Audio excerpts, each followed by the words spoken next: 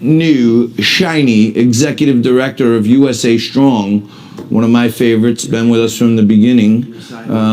Erin Elmore is going to join us in one moment, from what I understand. And Erin, there she is. Okay, we have Erin Elmore. We have connection. Hi there. How are you? Wonderful. How are you? Thank you for joining, Madam Executive Director. We really appreciate it. Congratulations on the new gig, keeping USA strong. Tell us a little bit about your new organization. Well, I am the Executive Director of USA Strong, and basically what we're here to do is we're going to put China on the defensive while helping the American middle class. We want to bring manufacturing jobs back to the United States. We want to make sure the United States enters fair trade deals. We really just want to make sure that the American worker has the opportunity to be great again. And also, by the way, I think a big component of that is also immigration.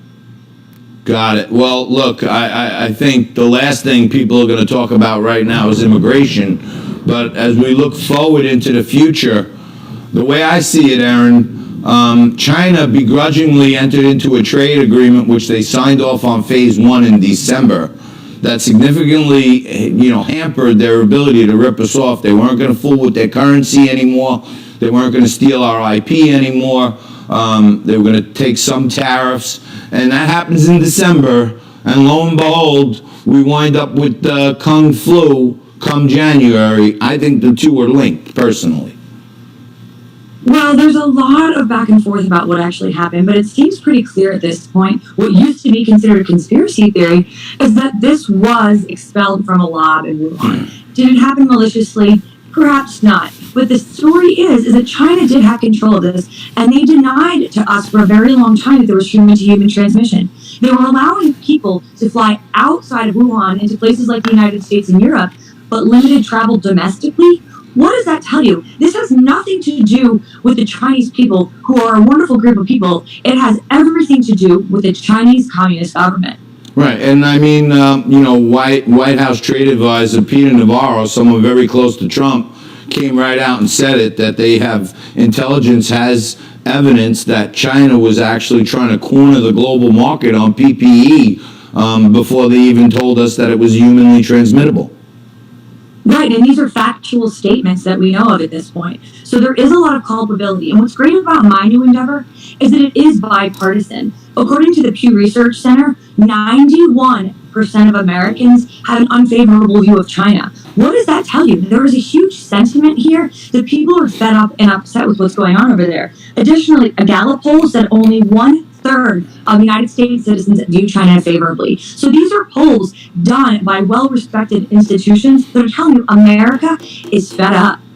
Yeah, no, I think, a lot of this is getting clouded. I think the left-wing media has a vested interest in helping Joe Biden, and they want to keep our eye off the ball everywhere, because if we really start looking at what's happening in China and the close relationship with Joe Biden and his family, whether you're a bipartisan, a tripartisan, an independent, it sure looks like China wants Joe Biden to be the president, if you ask me. Of course they do. I mean, he has quotes that have gone out that said China is not a threat to us.